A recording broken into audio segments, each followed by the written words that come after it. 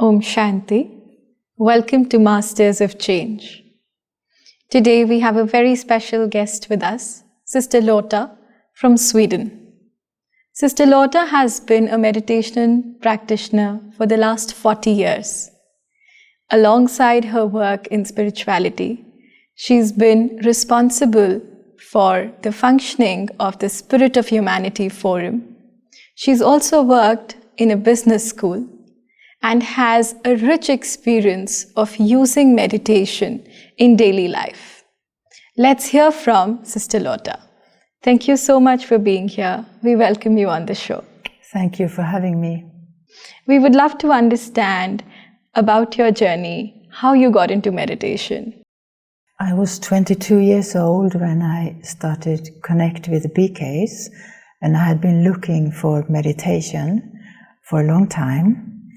But I didn't trust myself to be able to meditate because I was a very unfocused person. And so I was studying Zen, I was reading about Zen meditation and things like that. And my image of meditation was something very disciplined and very hard. Okay.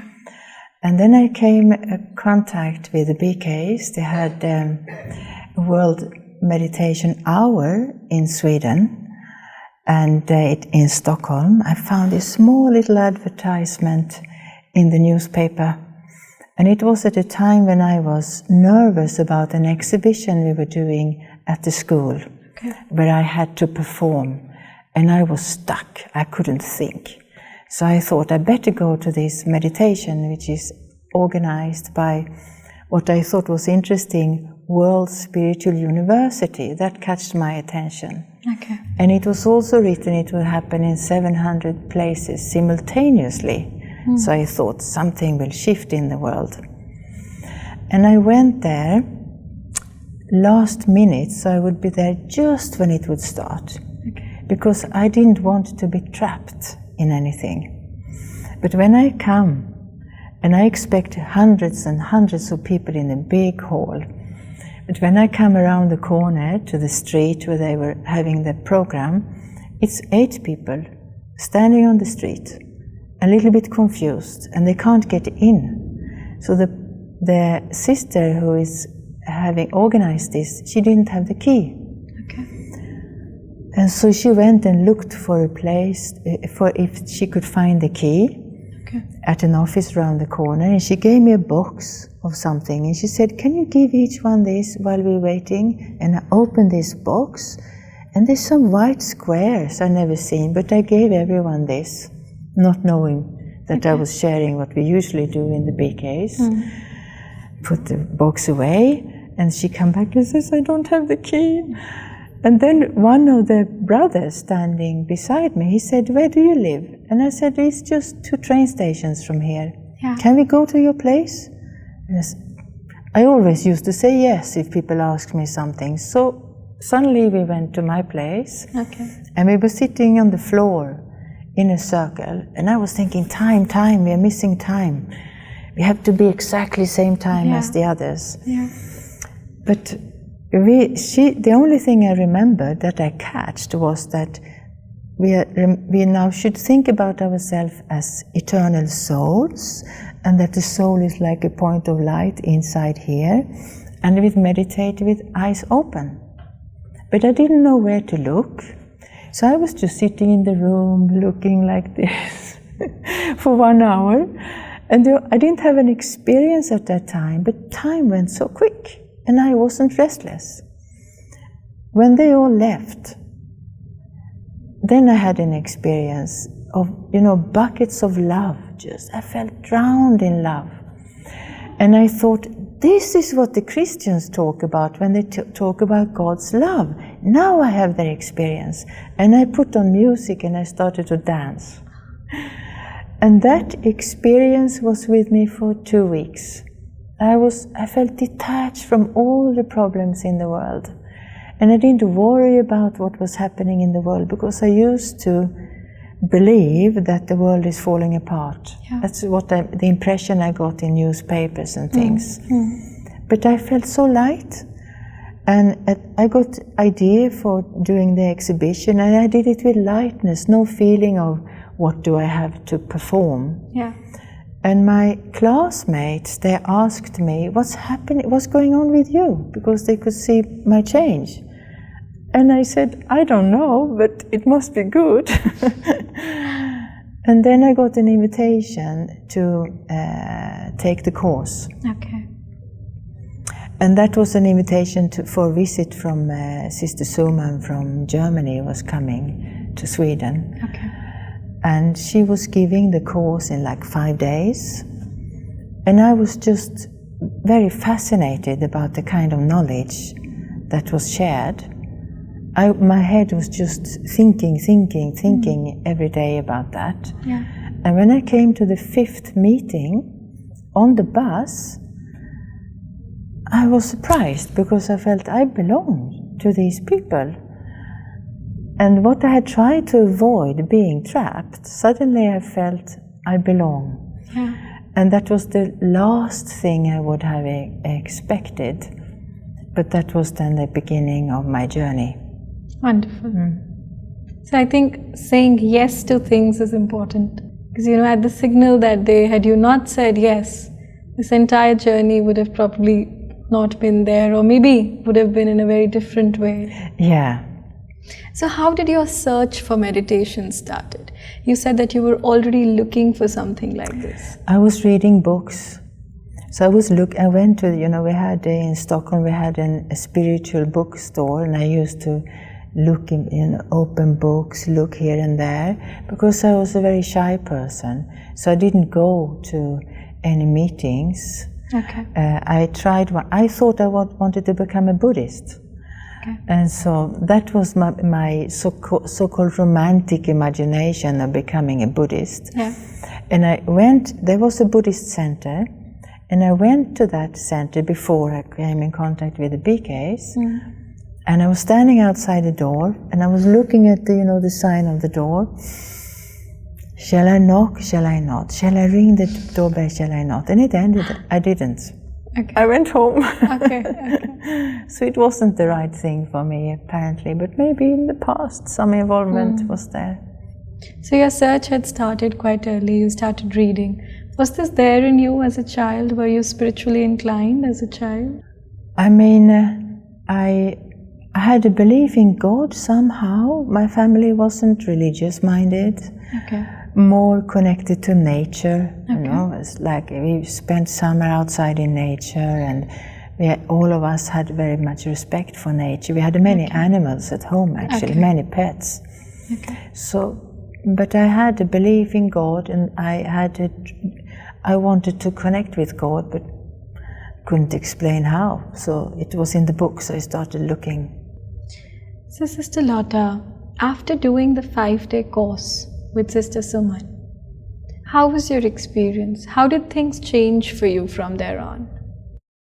See, I was a smoker. Okay. And I remember that when I started the course even, it just came to my mind, I will stop smoking. Okay. So then my next thought was, so I don't have to make any efforts. And so when I started to come to the center, I was still a smoker and I was working. Okay. But I forgot the cigarettes. It came longer and longer time between taking a cigarette. Okay. And then I can't remember how quickly it went, but it was quite fast. Okay. And I remember, out of habit, taking up my pack, taking up a cigarette and looking at, what is this? It felt completely alien. Yeah. And I put it down and threw it out. And that impulse, because smoking is usually calming your nerves. Yeah. And so that impulse never came back. So that was a typical change. I was already sort of into being vegetarian, but after becoming a meditator, it was just absolutely normal. But what I didn't know was that we didn't eat onions. Okay. So I remember asking the sister, I said, I have good experiences in meditation, so I start flying, but then after 1-2 days I come down again. So I go up and I go down. Yeah. And I wasn't happy with that. I don't want to go up and down. Yeah. And she said, are you eating onions? And I said, yeah, lots. She said, stop eating onions. And she explained. Okay. And I remember that I was so happy about that it was a practical solution, because I thought it was a mental problem, maybe unsolvable. So it's only onions, so it was very easy. And that made a change. Okay. So as soon as you gave up on the onions, you were able to feel it? I felt much more stable. Okay. Like that. So how something so physical can impact your visualizations completely? Yeah. Wonderful.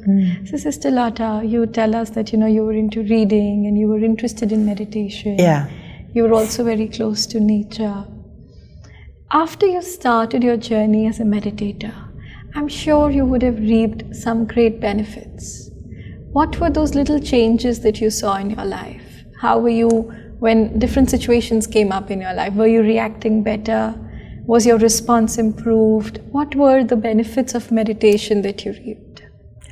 I think that what mainly I saw, that my confidence increased, because I used to be such a shy person and very unconfident. So that changed, and I remember having a realization, because I identified with being a shy person. And I remember one day I had, wow, shy means having negative thoughts about myself. And so that was also a revelation, that I thought, sometimes you can think shy is a little bit nice, because often it's appreciated that you are shy because you don't take a lot of space. Yeah. People appreciate that. But often when you're shy, you hold yourself back in a way which is not benevolent. And so I felt that improved. But to be completely honest, I'm still a bit shy, I'm still a bit unconfident. And so coming here today, I was nervous. Okay. But then I managed that. Okay. I don't let that stop me. I wouldn't say, no, I don't come for an interview because it's too, nerve-wracking. Yeah. But then I know, okay, you're nervous. So I talk to myself. Okay. It's fine. I make the nerve sit on the side. And so I feel that, so when we call it Raj Yoga, that makes a lot of sense to me, because I feel it's about understanding the self better and not trying to be something that you're not. Yeah. So when I had this kind of realization, I don't try to be like one of the very impressive sisters I'm surrounded by. It's very easy to think I have to be like someone else, and that creates a lot of pressure. Yeah. But when I realized that my peace comes from accepting myself and not thinking I have to be 100% peaceful. Let peace come along with accepting myself. Right. Yeah. So it's a journey. Doesn't happen in a day. Doesn't happen in a day. And I feel what I like about the journey is that realizations along the way is very pleasant. Yeah. It's very enjoyable. It's like gifts. So you wouldn't like to be at the end station immediately and not having these realizations. Right. How was your family when you started getting into meditation? When you started with your early days of practice, what was the response you got from your family and your friends? My family, they were used to me being a little bit odd. I was doing things differently, and maybe it's typical for an artist. Artist personality are more accepted to be different, but I was always different. Okay. And so I think they reacted like, okay, here comes something different again. And I remember my father, he was asking me, what is this Raj Yoga? He was a little bit concerned that I would be trapped in a cult. And there are cults. Yeah. And brainwash and all of these kind of things is a reality. It happens to people. Yeah. So he was a bit worried, but only in the beginning. And then I meditated with him and my mother. Okay. So because when I left home, it was, my brother has already left, so it was, and started his family.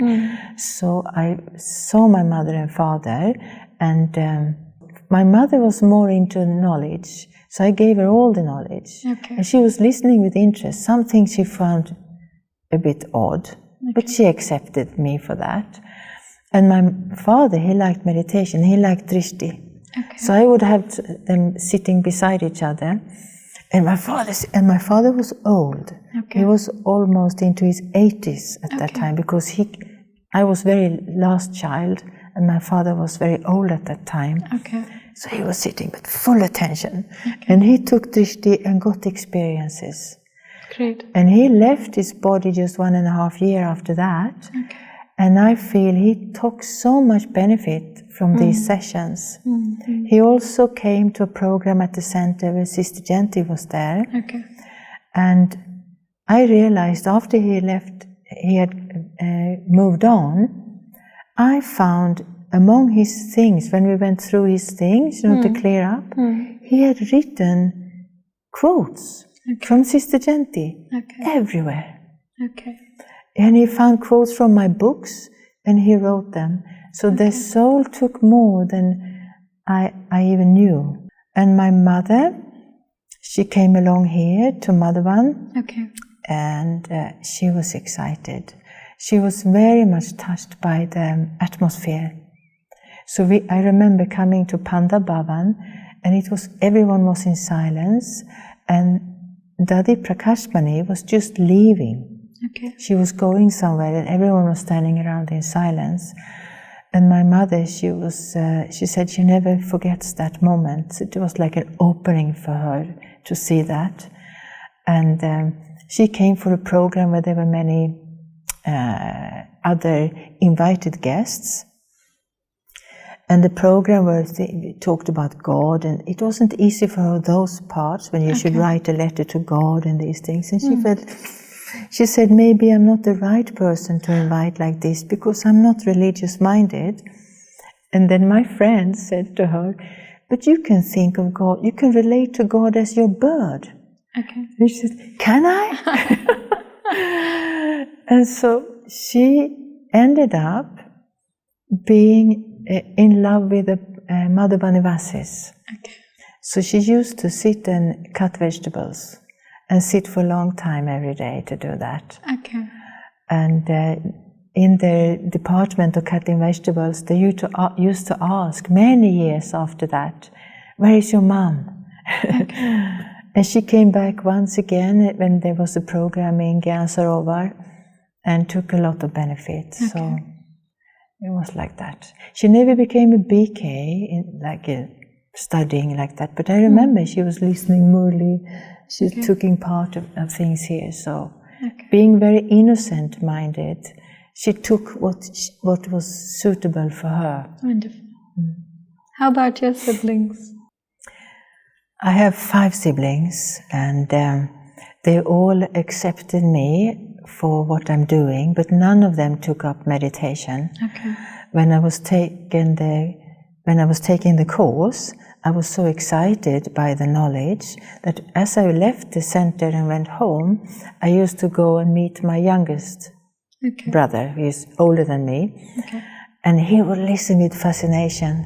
And because I got everything so condensed, so it's like half the course I would share in one setting.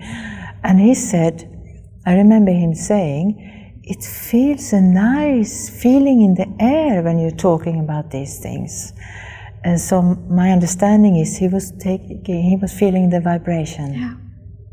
Same as he is a cook, and I bring sometimes toli from India, the sweet things that we share. And he always comments, says he likes them very much, and says, but there's something so unique with these. They taste cool. And I smile because I know it's the vibration that has gone into them. So the words, the toli, everything carries vibration. Yes. And I think that with family members, of course, actually, I'm remembering now that in the beginning, I was quite rigid about following everything. Okay. And my brother reacted. He was the one who saw me, and he was a little bit worried about me being too rigid, and he would criticize me. I remember this, but it was so long time ago. And I think he played an important part. Okay. But he was so accepting, because I remember also that I worked at he worked as a furniture designer in a furniture designer department. Okay. So he was one of the people. And he gave me extra work, extra hourly work I could do to earn an income. And I insisted to wearing the Punjabi, the white Punjabi, this dress. Yeah. But we don't wear these clothes in Sweden. Yeah. And I had got this Punjabi from the sister who was, I didn't have my own, Okay. so it was too small, and still I had to wear it. Okay. And he didn't say anything. And I remember one of the days he said, "Do you have to look like a duck?"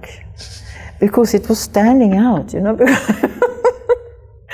And then it made me feel I realized that he was patient and accepting his little sister doing her things. And that actually went to my heart. So sometimes I feel our family members can be more accepting and more patient than we think ourselves. Right. But none of them has taken up meditation. I think it was my father who meditated most of all of them. Okay. At least they have the message and they are sort of in contact with the knowledge through you. Yeah, and they respect that. I feel that they respect what I do. I spoke to my sister the other day. She's 93 years old. Okay.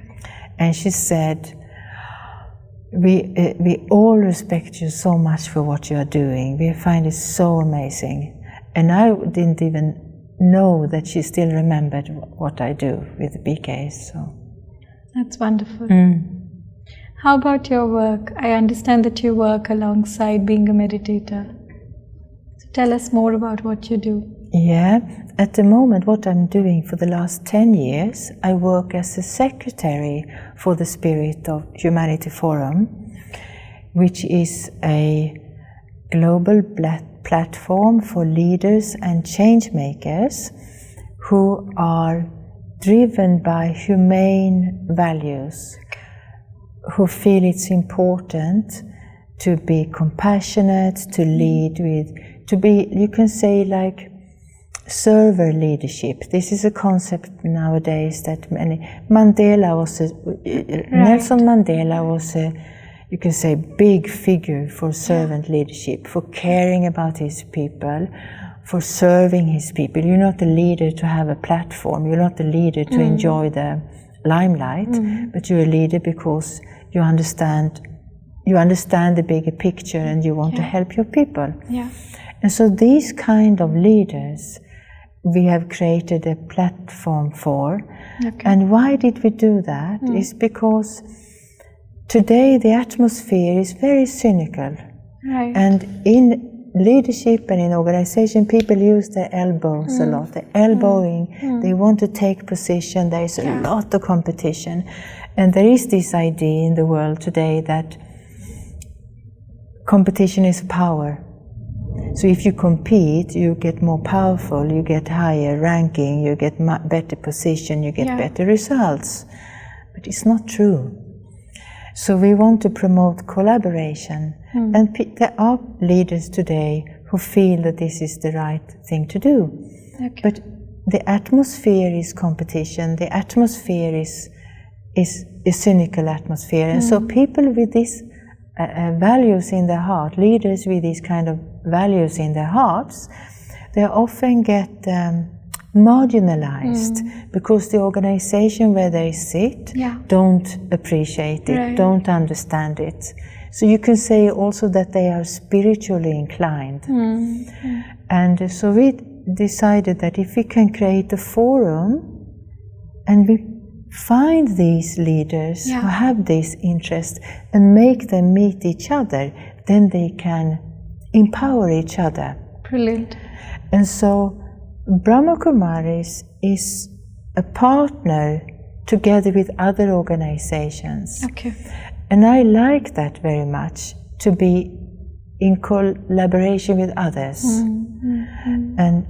And so that is how I got involved 10 years ago when we started our first forum. Okay. And we hold these main big events in Iceland. We do also regional events, but the main events is in Iceland. So we do in our 6th forum now in Iceland again. And it's special there because it's a small country, but they still have a seat in the UN, they have president, they have prime minister, all of these things, but they are easier to access. Right. So every forum, the president has been opening or speaking at the forum. Last 2 forums, the prime minister have been opening the forum, and the next one that is coming, both of them will share they will open it, and they will share their personal experience of being a leader. So we want now the leaders to share their personal experience, their journey as a leader, and what the values, the role of values play. And so that has been my job, and I'm not very skilled at writing and these things. So in the beginning I was feeling unsure, maybe there could be someone else who is better equipped to be a secretary, but I have learned along the way. And this group that are working together creating this, so we have Maureen from London, Maureen Goodman from London, so she becomes my colleague, but then I have other colleagues too, and I find it so, I have grown a lot through working with them. So I find it's a combination of service, but it's also my income. So it adds to your spiritual journey. It definitely adds. And I feel what I learned a lot is also I felt I have to be humble. I had to realize things about myself together with these people. And so we have grown together, and we have come very close to each other in this way. Moving forward, I would want to understand from you, what is it that you like the most about your spiritual journey?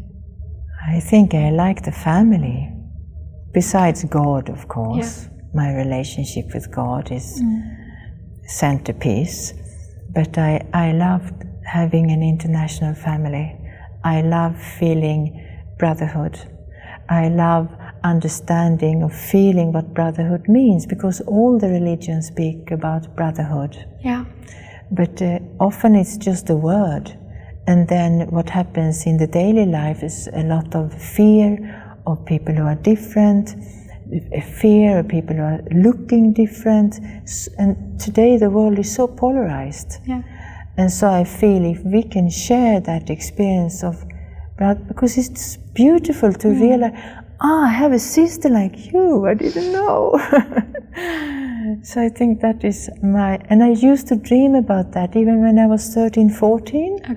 I remember now when you say it, I used to dream of wanting to meet people all over the world. And I didn't know how that was going to happen because I was so shy. And I also remember as a child just calculating, understanding the population number of people in the world. I realized that within my human lifetime, it will never be possible practically for me to meet every person in the world. So it means I will live my whole life parallel to others, and we will never meet. And I panicked. Because it's a very special feeling to connect, and it doesn't mean a lot having to be a lot of interaction, but just that connection. Very nice. Indeed. Thank you so much for sharing your journey with us. It has indeed been a great learning experience, and we don't learn only from our own experience. If we get to understand stories from others, it's an even better learning in life. Because you can only live one life, like you said. If I get to meet, get to connect, get to hear from others and their life journeys, it is such a beautiful addition to my own life. Thank you so much for being with us. Thank you so much for having me. Thank you. Thanks to all our viewers for being with us, listening to us, and we hope that you will be able to imbibe great understanding and takeaways from this episode. Om Shanti.